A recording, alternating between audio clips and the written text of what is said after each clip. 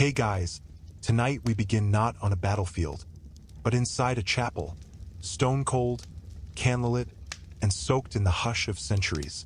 You push open a groaning wooden door and step into a narrow nave. Your armor echoes off the flagstone floor, and your breath puffs gently in the chill air. You pause. The windows here aren't made of stained glass, just oiled parchment stretched thin across wooden frames. They don't color the light, they soften it. And in that softened light, you catch sight of the walls. At first, they seem ordinary. Saints with sorrowful eyes, angels in mid-flight, devils tangled in vines. The usual cast. But then your gaze drifts to the lower edge of a fresco. And there it is. A knight full armor, sword raised high, cowering. Not from a dragon. Not from a demon. From a snail. You step closer. The mural is cracked but vivid. The snail is enormous, cartoonishly smug, with golden spirals painted into its shell. The knight looks horrified, trapped mid-swing, mid-regret. You glance down the wall and see more of them. Snails in the margins. Snails beside crucifixes. Snails perched on the helmets of distracted squires. You'd laugh, but it's hard to ignore the sheer quantity. It's not just one bored painter. It's a pattern. So, before you get comfortable, take a moment to like the video and subscribe, but only if you genuinely enjoy what I do here. And while you're at it, post your location and local time in the comments. It's surprisingly cozy to see where we're all drifting off from. Now, dim the lights, maybe turn on a fan for that soft background hum, and let's ease into tonight's journey together. You lean in and run your gloved fingers lightly over the paint. Flakes slightly, and something flutters in your stomach. This isn't a joke. Not to whoever painted it. This snail, ridiculous as it seems, was meant to be remembered. Historians still argue whether the medieval snail motif symbolized cowardice, humility, sin, or satire. Some think it mocked the armored elite. Others say it was a secret spiritual metaphor, patience, persistence, the slow crawl toward grace. A few even suggest it was just a running joke among bored monks. But then there's the fear. Not the exaggerated fear in the murals, but something quieter, more honest. A fear that maybe, just maybe, the snail knew something the knight didn't. You sit in the back pew. The wood creaks under your weight. You take off your gauntlets, set them on the floor, and breathe in the stillness. This isn't how stories of knighthood usually begin. Not with confusion. Not with snails. But tonight it will. Because you don't just want to know what this means. You want to know why it was painted. Why it endured. Why, in the very places where truth and myth were recorded, chapels, scrolls, tomb walls, this little creature shows up again and again. And perhaps, most importantly, why you, the armored, sword-swinging, monster-slaying icon of the medieval age, can't seem to look away from it. You rise, your boots tapping back toward the door. The mural remains behind you, but not really. It's already taken root in your thoughts. As you step into the night, you notice a real snail creeping along the chapel wall. Tiny and deliberate. It doesn't flee. It just keeps going. And suddenly, you're not so sure which of you is watching whom. The next morning, your boots crunch over dew-soaked grass as you begin your patrol. A breeze nudges the mist aside and reveals the edge of a forest where the branches knit together like gossiping old women. You're in full armor, greaves, breastplate, coif, all polished and impractically loud. A walking bell tower, that's what you feel like. Your visor clinks into place as you trudge forward. The terrain isn't treacherous. In fact, it's insultingly calm. A squirrel darts across your path. A pair of birds argue overhead. And then you spot it. Down by your boot, practically glowing in the morning light, is a snail. Just a regular one. Small, innocent, going about its day. You freeze. And then, because your mind hasn't quite let go of the chapel mural, you hesitate to step over it. You sidestep instead. Your squire wouldn't stop laughing if he saw that. Snails, after all, are supposed to be irrelevant. You're trained for blades, lances, warhorses with names like Thunderhoof. Not slugs with a sense of direction. But here's the thing. You're not the only one who noticed them. In fact, across Europe in the 13th and 14th centuries, knights, nobles, and peasants alike began referencing snails in increasingly bizarre ways.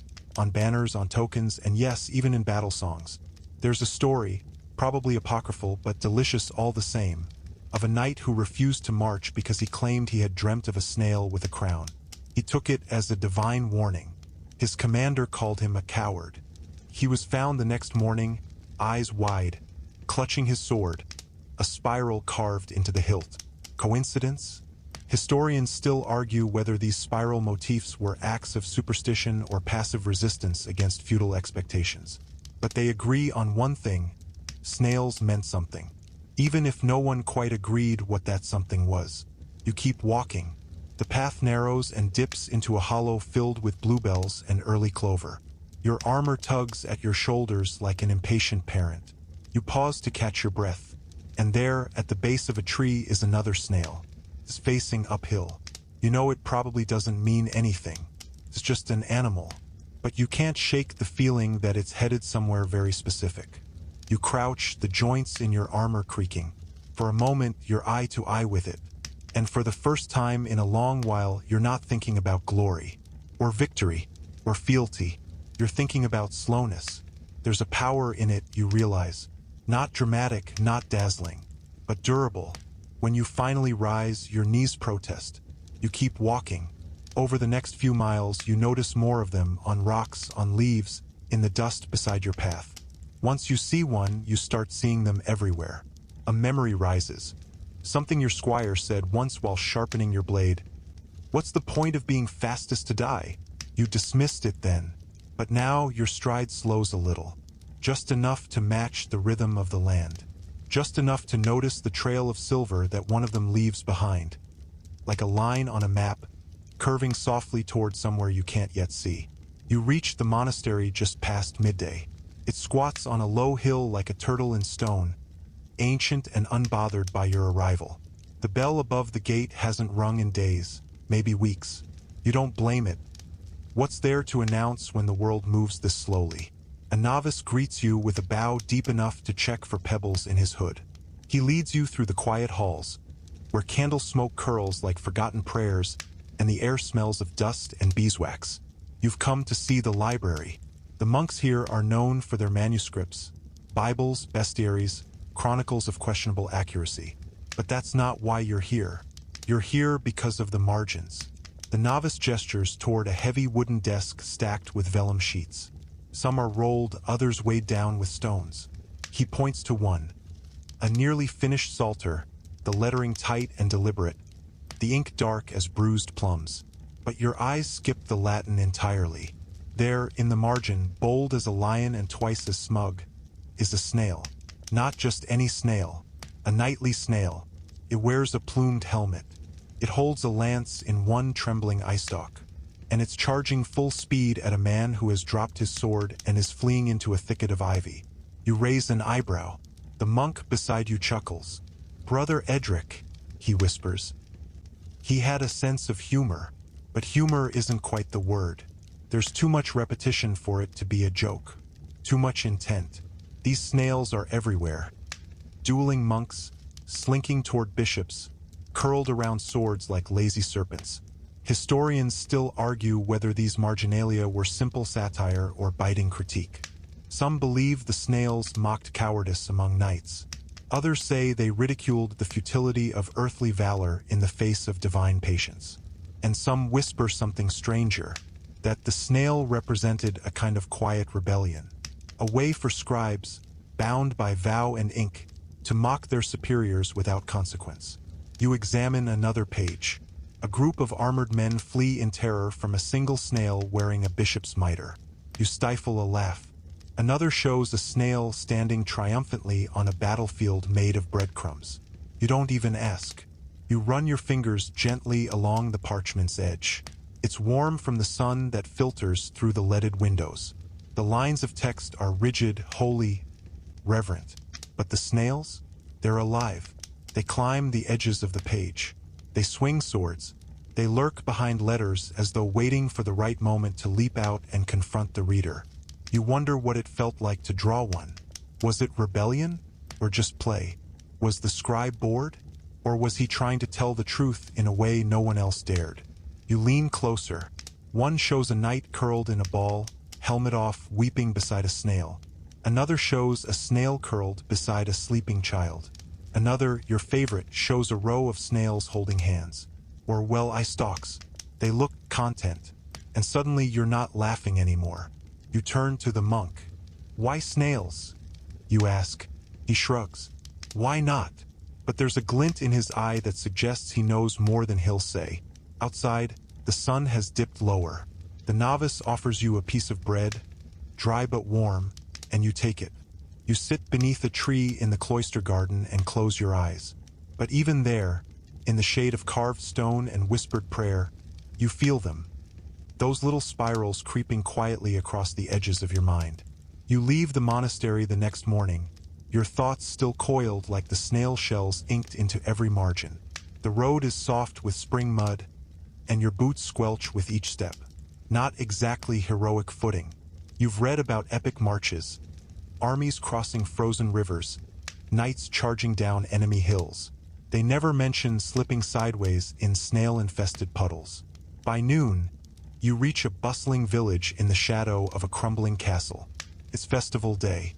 Bright bunting stretches from house to house, and children dart through crowds with ribbons tied to sticks, pretending they're swords. The scent of roasted leeks, honey bread, and wet straw hangs thick in the air. You've barely dismounted when someone shoves a wooden mask into your hands. It's painted with a spiral shell. You're late for the pageant. A woman grins, her face red from laughter or cider, possibly both. Before you can argue, you're swept into a crowd and herded toward the village green.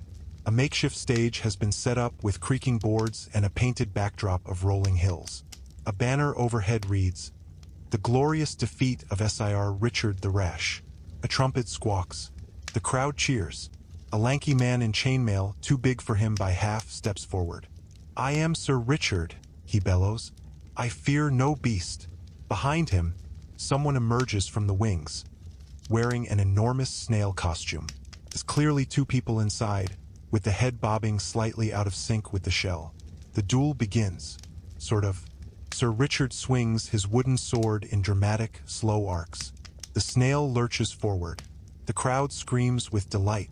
Children boo Sir Richard and throw crusts of bread. Eventually, the snail nudges him once, very gently, and he collapses as if struck by divine lightning.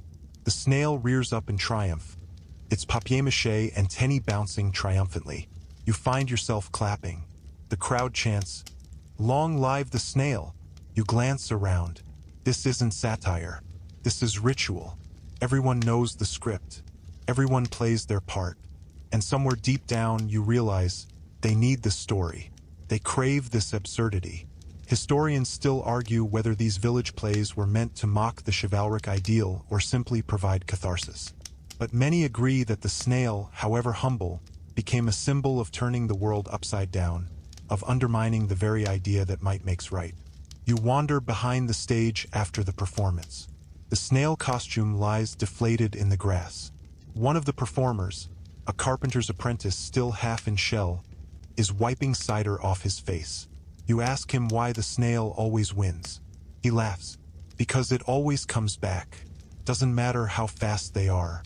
The snail's still there. You nod. He adds more softly, and it never runs. You walk through the village as the sun sets, the pageant echoing in your ears. On one door, someone has carved a tiny spiral.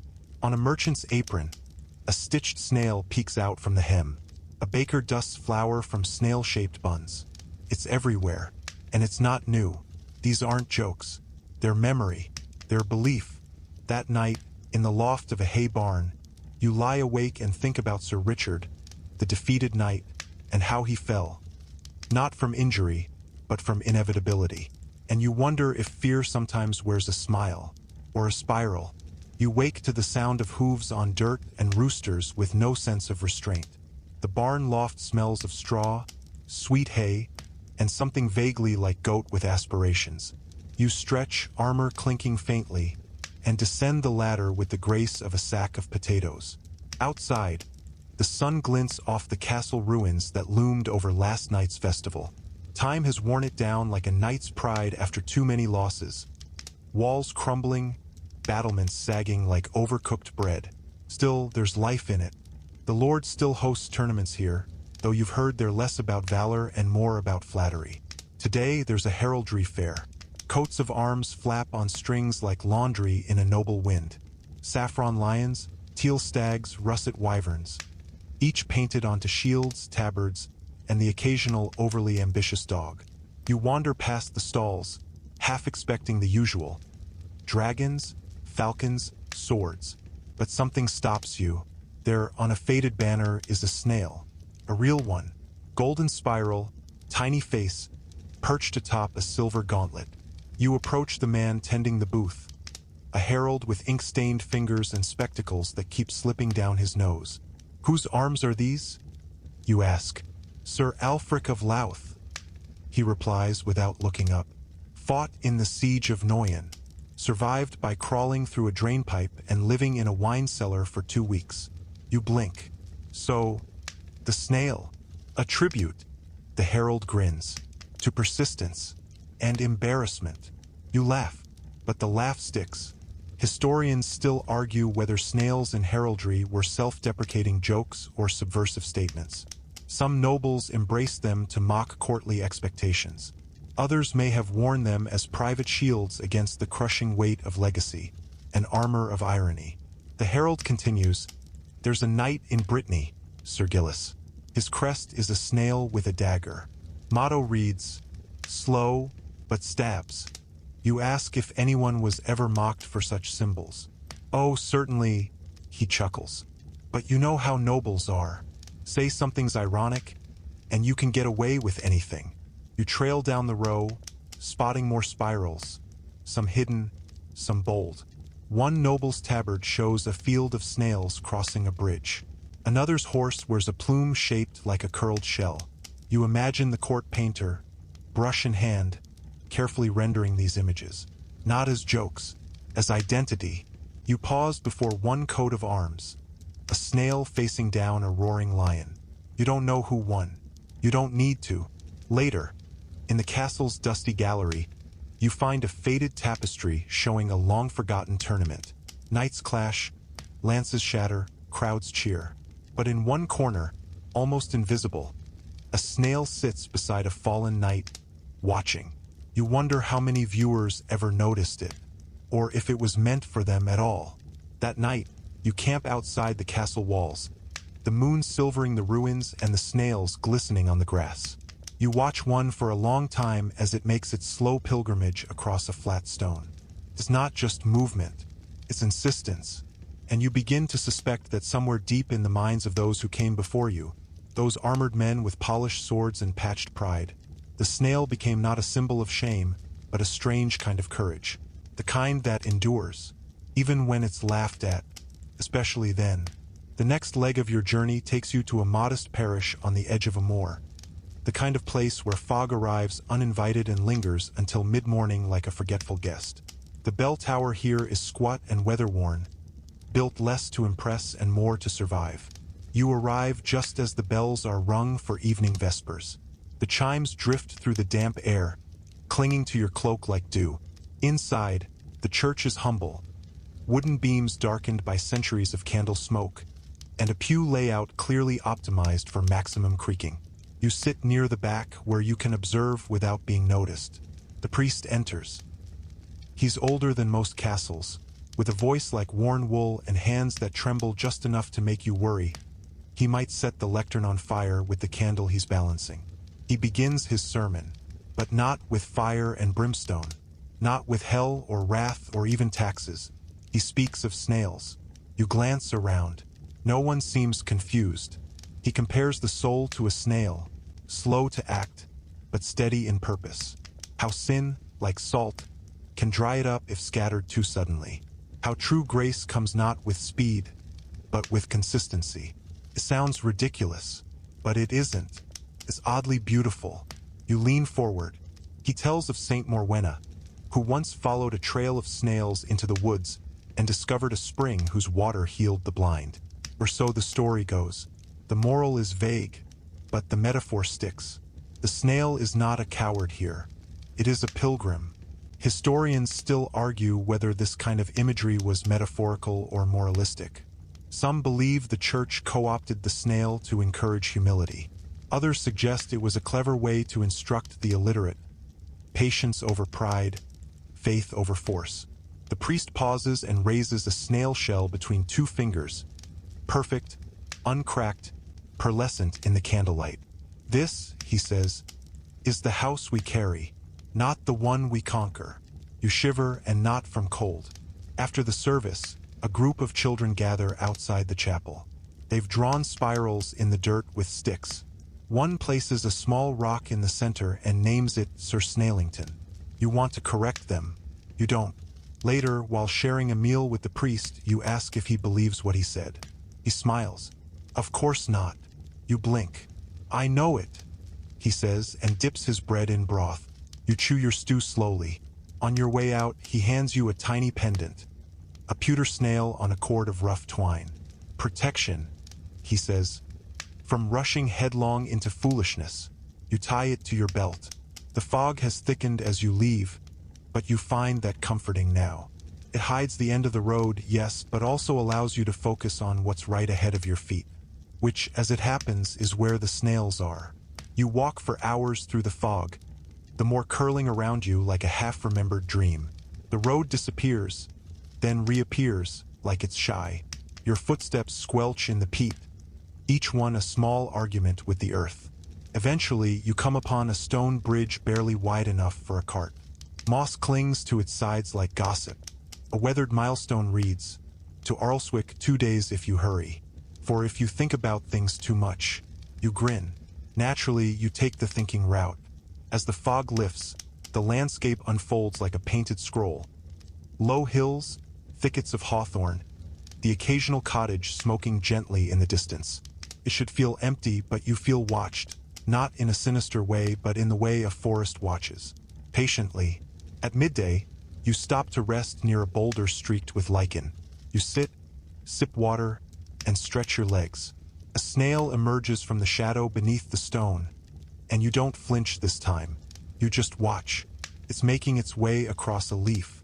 Very slowly, you find yourself timing your breaths to its movement. Then you hear it, footsteps, not loud but measured. You rise to find a woman with a woven basket approaching. She's middle-aged, sun-browned, with a cloak fastened by a brooch shaped like, yes, a snail. She nods at you. Knight.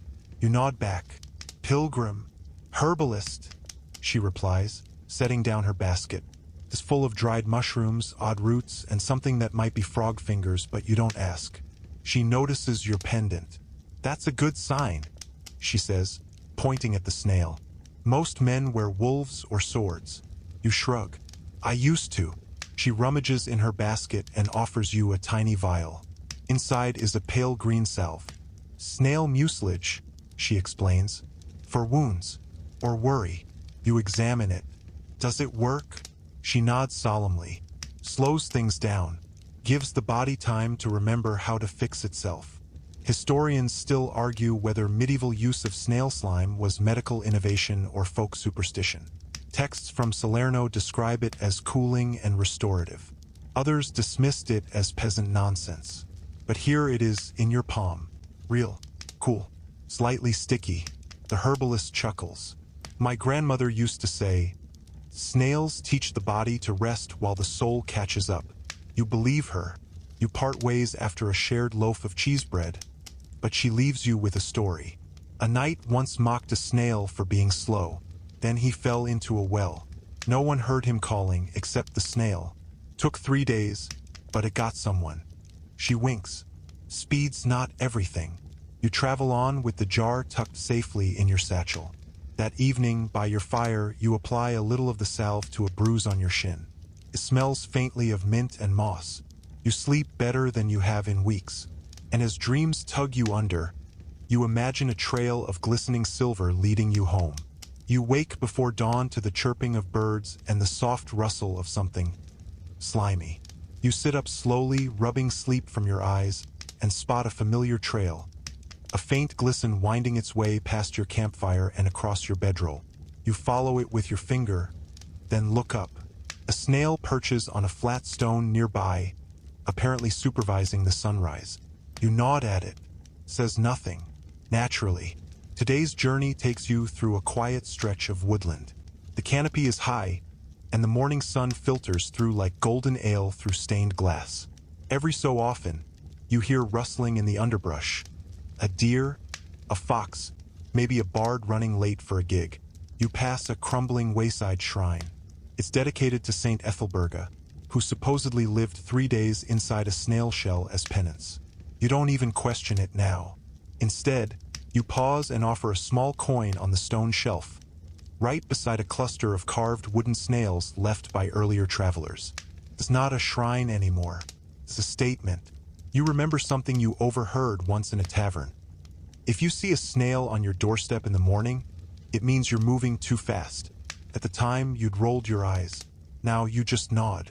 By midday, you find yourself walking alongside a small group of travelers. A weaver, a widow, and a boy whose only possession appears to be a stick with string on it. They're headed to a harvest fair in a nearby town. The boy tugs your sleeve. "Mr. Knight, do snails get tired?" You blink. "I don't think so. They don't stop," he says. "Just keep going." You smile. "Maybe they know something we don't." The widow chimes in. "My husband used to say a snail's the only animal that always brings home with it. That way it's never lost." Historians still argue whether these sayings are rooted in religious metaphor or simple peasant wisdom. Some folklorists suggest they mirror medieval anxieties about transience and exile, common fears in a world of wars, plagues, and feudal uncertainty. But you wonder if it's something deeper, something quieter. By late afternoon, you reach the town. It's not large, but it has a stone gate and a tavern with an actual roof, luxuries by your standards. As you enter, you spot a carving above the door. Not a lion, not a boar, a snail. This one's wearing a tiny crown. Inside, the hearth is roaring and the tables are full. A minstrel strums a lute and sings a song about a knight who challenged a snail to a duel and lost. Not by sword, but by slipping on a wet leaf. The crowd laughs. You laugh too, but not because it's absurd, because it's familiar. You sit by the fire, order something warm, and unwrap the bread from your satchel. It's slightly crushed, with a faint spiral drawn in flour on the crust. You tear off a piece and eat slowly. "No rouge." A barkeep brings over a mug. "On the house," she says, "for the knight who wears the spiral." You raise your cup in thanks, and you wonder how far this goes. How many taverns, towns, and travelers are passing down the quiet gospel of the snail, not with sermons, not with steel, but with stories. And suddenly, you're not sure who's carrying whom. You stay in the town longer than planned. One night turns into 2 and then a third. There's a kind of gravity here, not heavy, but warm. The streets are narrow, cobbled, and lined with stalls selling honey cakes, snail-shaped trinkets, and a suspicious amount of embroidery with the phrase "slow, but certain." The fair opens on the 3rd morning, and you drift through it like a leaf in cider.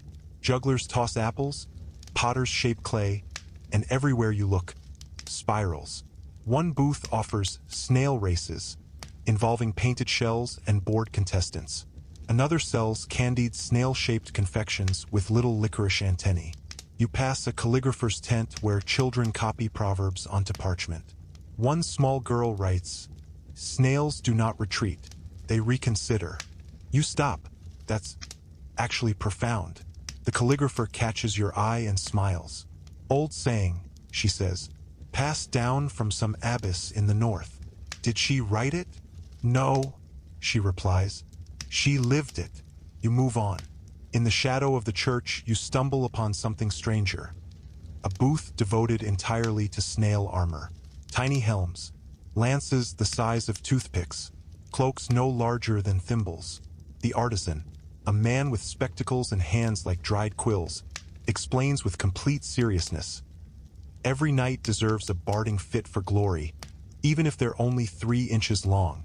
He lifts a snail gently onto his palm and fits it with a miniature helmet. "Sir Harold," he whispers, Champion of the Cabbage Patch. You stare. Then you applaud. Historians still argue whether medieval people genuinely trained snails for races, battles, or if this was all symbolic.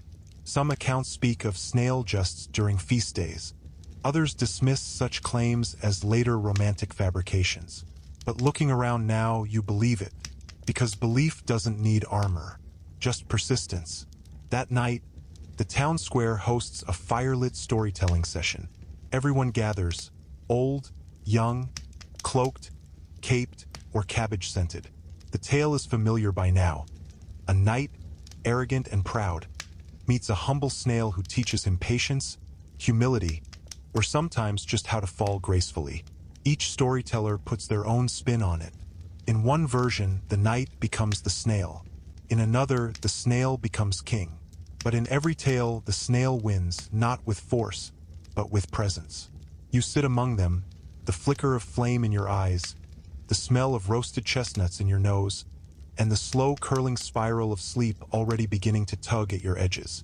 And before you drift off, you realize something. This isn't about fear anymore. It's about recognition. You're not laughing at the snail. You're laughing with it. And that makes all the difference. The fair ends, as all things do, not with a trumpet or a closing speech, but with the quiet folding of tables, the rolling up of rugs, the faint smell of apples left too long in the sun. By dawn, the stalls have vanished, and the town exhales like it's been holding its breath for a week.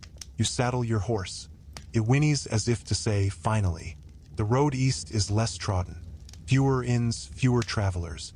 The trees grow closer together here, their branches arching overhead like a cathedral roof. You ride in silence, save for the occasional clop of hooves and the soft slurp of your snail salve every time the satchel bumps. After several hours, you pass a field where two boys are arguing. Swords made of branches, armor fashioned from pie tins. You rein in your horse just in time to hear one shout, "You're not Sir Gallant. Sir Gallant lost to the snail knight, remember?" The other scoffs, "Only because he slipped on a lettuce leaf." You smile.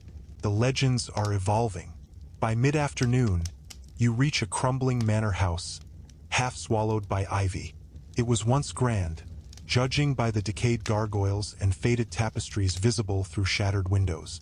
You approach cautiously, sword at your side. You've read enough stories to know this is where ghosts usually show up. Instead, you find a scholar, a woman hunched over a stone table in the courtyard, surrounded by scrolls, snail shells, and a candle that refuses to stay lit in the breeze. She's wearing a gown stained with ink and a circlet fashioned from copper wire. You clear your throat. She doesn't look up. "If you've come to challenge me to a duel, please do it after tea." You blink. I'm joking," she says, finally glancing up. "Mostly." You introduce yourself and point to the array of snail ephemera around her. She beams.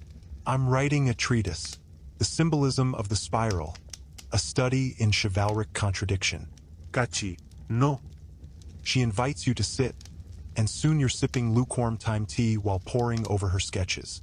One shows a knight curled inside a snail shell. Another features a duel between a bishop and a snail atop a chessboard. "I found references in over 24 manuscripts," she says. "And not just English. French, German, even Catalan." "Why so many?" "Because," she says, lowering her voice conspiratorially, "the snail is us." You raise an eyebrow. "We armor ourselves," she explains. "We advance slowly. We fear being crushed. And still, we carry everything we are, home, pride, memory, on our backs."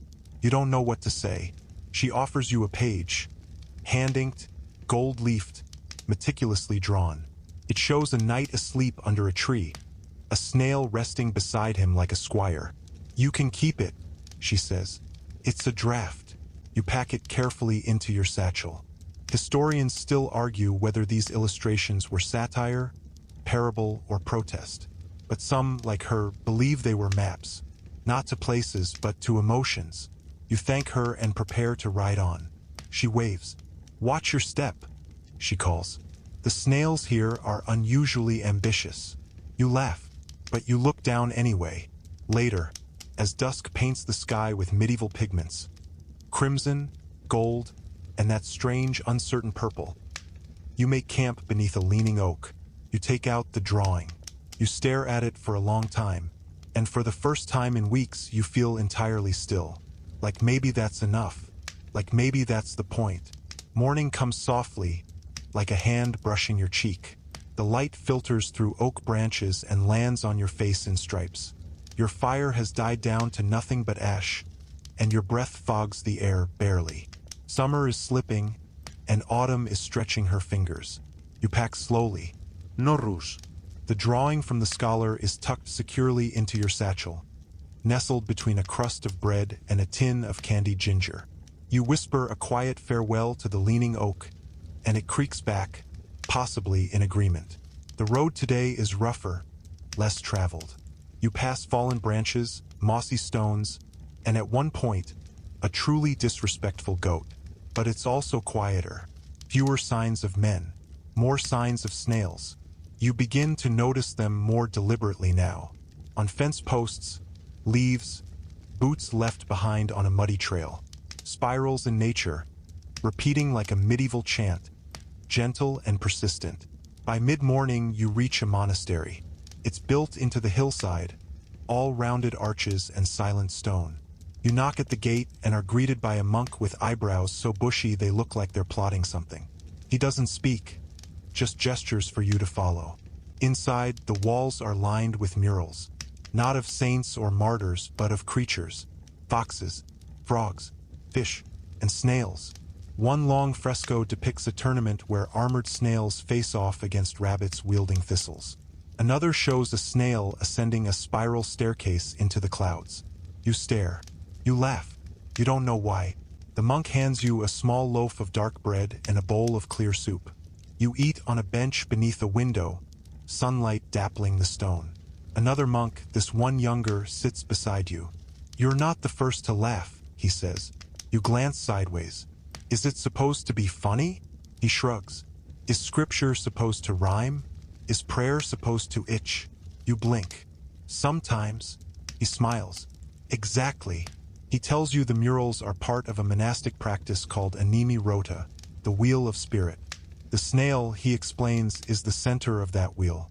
Not because it's holy, but because it reminds them to move with care, to protect their thoughts, to carry faith, not fling it about like a mace. Historians still argue whether monasteries used these illustrations for teaching, meditation, or simply decoration. Some suggest they were meant to lighten the weight of discipline. Others think they were coded warnings about pride disguised in whimsy. You think they're working. After lunch, you're shown the scriptorium. Monks bent over parchment, copying texts with aching slowness. One of them is illuminating a page with, of course, a golden snail in the corner. You watch as the ink flows, the shell spirals, the pigment sets. No one speaks. No one needs to. Before you leave, the first monk presses a scroll into your hands. It's blank, save for a single, curled ink drawing at the bottom. A snail curled beside a sword left in the grass. You ride on. You don't open it again for miles. But when you do, you trace the spiral with your thumb. And something settles in your chest. Not certainty, but stillness. And that might be better. The road bends south, where the hills roll like the backs of sleeping beasts and the wind carries the scent of apples not yet picked. You ride with one hand on the reins and the other resting lightly on the scroll in your satchel. It's not heavy, but you feel its weight. By afternoon, you reach a hamlet called Crackling. 1 inn, 1 well, 3 goats, and more scarecrows than people. You ask for a room and a warm meal. You get both, plus a story. The innkeeper, a sprightly woman in her 60s with forearms like trebuchets, tells you of a knight who once stopped here on his way to a joust. All armor, no sense. He mocked our town emblem, she says, pointing to a sign above the hearth. A snail holding a barley stalk, said it made us look weak. What happened? You ask, already smiling. He lost the joust, she replies, to a man who trained by walking backward in heavy boots. Said he was inspired by snails. Never rushed, never tired. She pours you cider. Speed ain't the same as strength. You drink to that. In the corner, a traveling merchant is telling fortunes with cards. You sit and he lays them out. The tower, the fool, the spiral. You pause. That last one's not in the usual deck. He grins. It is now. He taps it. Means this, the path you're on bends inward before it leads outward. Go slow. There's more in the shell than the sword. You raise an eyebrow. He leans in. Also, you're about to get very muddy. Watch your step leaving town. You pay him anyway. You leave Grethling with a pouch of dried cherries and a slightly better opinion of humanity. Sure enough, 2 hours later, your boot sinks into a marshy patch with an audible glorp. The merchant is probably still laughing somewhere. You find a dry spot beneath a leaning willow and remove your boot.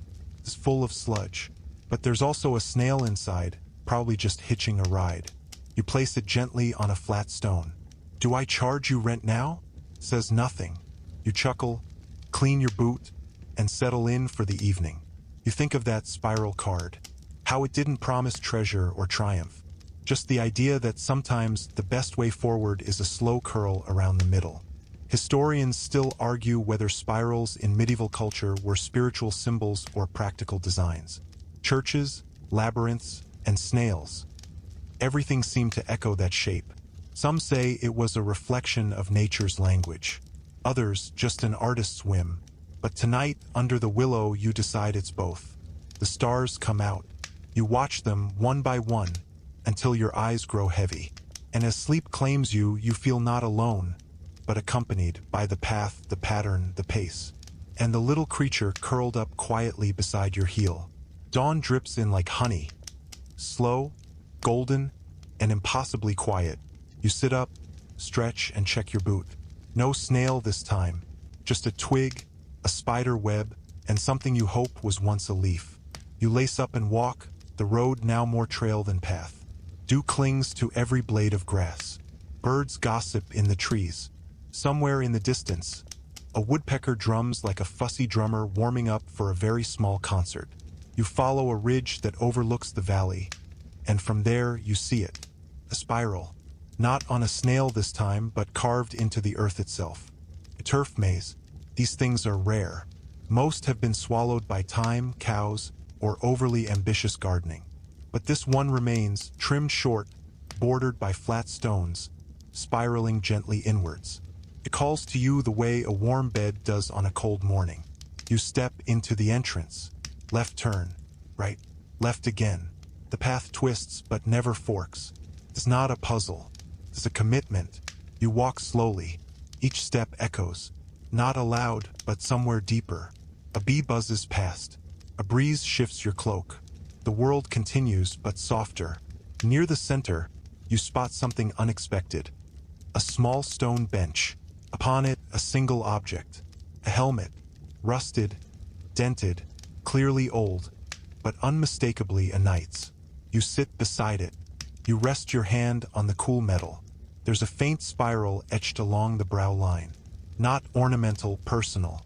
You wonder who it belonged to. Maybe a knight who quit. Or maybe one who realized the greatest battles happen far from jousting fields. You don't take the helmet. You leave it like a whisper in the grass. On your way out of the maze, you step differently. Lighter, like something has shifted in your knees, your breath, your expectations. At the exit, you find a small wooden sign, almost swallowed by ivy. It reads, "The straight path is rarely the truest." You grin, not because it's profound, though it is, but because it sounds exactly like something a snail would say. Historians still argue about the original purpose of turf mazes. Some say religious penance. Others say meditative practice. A few insist they were just a way to keep bored monks out of trouble. But standing there, wind in your hair, grass clinging to your boots, you don't care. You just know it worked. You ride on. The forest thickens. Shadows grow long. And ahead, nestled in a clearing, is a circle of standing stones. Tall, weathered, humming with a kind of stillness you can't describe. Not magic, not menace, just presence. You dismount, step into the ring, and suddenly the silence feels sacred. No birds, no breeze, even your thoughts tiptoe. In the center is a flat slab, maybe once an altar, maybe just a picnic table for druids. Upon it, carefully placed, is a spiral-shaped shell. Not a sculpture. A real snail shell. Empty. Gleaming. You reach out and touch it. Cool. Smooth. Ancient. And for the briefest moment, you imagine the world spiraling slowly around it. You stay a while. You don't take the shell either. Some things are meant to stay still. You leave the stone circle just as twilight dips the sky in lavender and smoke. The path forward is lit only by memory, moonlight, and the occasional firefly trying its best to impersonate a star. You ride in silence. Even your horse seems to know words would spoil this hour. By nightfall, you reach a village you've never heard of, though it feels like one you've dreamed. The houses are small, huddled like secrets. Smoke curls from chimneys. Dogs bark once, then think better of it. A woman greets you at the gate. No title, no questions. Just, you look tired. You nod. She offers a bed of straw, warm soup, and a place near the hearth. No coin changes hands. Just a glance at the spiral on your satchel, and a slight smile. You drift to sleep to the sound of wind in the thatch. And in the morning, you're famous. Children greet you with drawings. Some of knights, some of snails, some of knights riding snails like warhorses. One child offers you a carved snail on a string. For speed, she whispers with absolute sincerity. You tie it to your saddle. The town square is bustling with preparations. Today is the day of the spiral, they tell you. An annual celebration that involves storytelling, cake, and a surprisingly intense speedwalking contest while wearing cloaks 2 sizes too big. You are asked gently to judge the final round. It's the slowest race you've ever witnessed, and also the most deliberate. One man falls into a hedge. No one notices. You present the prize, a cake shaped like a snail wearing a crown. The winner, a shoeless teen with 1 eyebrow and 0 urgency, accepts it like it's the sword of destiny. Historians still argue whether festivals like these were real or merely exaggerations by later scribes looking for color. Some suspect they evolved from harvest traditions, others from long-forgotten saints' days. You suspect they evolved from people just needing to laugh. Together. That evening, you're invited to share a story. You hesitate, then begin. Once there was a knight. He was strong, but always in a hurry, and they listen. Every single one. Even the hedgehog by the bread table. As your tale winds through the air, something surprising happens. No one claps at the end. They just nod, like the story already belonged to them, like they'd been waiting to remember it. You sit down, sip something warm, and realize the snail isn't a joke. It's a mirror, and you're starting to see yourself in it. The festival fades with the stars. You leave before dawn, slipping out as quietly as the mist that clings to your boots. There's no farewell, no ceremony. Just the low creak of saddle leather and the soft clink of the carved snail bouncing gently against your pack. The road is empty again. And then it isn't. You reach a small rise, and standing at its crest is a figure clad in full armor. Helm down, visor closed, sword planted in the ground. Waiting. You stop. You wait. They don't move. It feels theatrical, almost staged. But something in you, something deep and old, says this is no prank. So you dismount, you draw your blade, and walk forward. The grass parts beneath your boots. The wind hushes the world around you. A deer watches from the tree line, ears high. You stop 3 paces from the knight. Still no movement. You raise your sword slightly, not threatening, just ready. Who are you? The knight's hand lifts. Slowly, deliberately, points down. You follow the gesture. There, between your boots, is a snail. Not large, not glowing, just a snail. It moves forward, smooth, quiet, unbothered. The knight sheathes their sword. You blink. They lift their visor, and you see yourself. Or not quite. A version, a reflection, a memory. The self you carried when you began this journey. Hasty, proud, always leaning forward like the future was about to start without you. Then the visor lowers again. The knight turns, walks away, and vanishes into the trees. You stare at the spot. You breathe. You kneel, let the snail crawl onto your hand, and hold it like a relic. Historians still argue whether medieval people truly feared snails, or whether snails simply became stand-ins for what knights feared in themselves. Hesitation, uncertainty, the soft voice in the dark that said, "You don't have to charge into everything." You sit there a long time. Eventually, the snail curls back into its shell and rests. So do you. Not sleeping. Not yet. Just still. The wind moves, and the forest listens.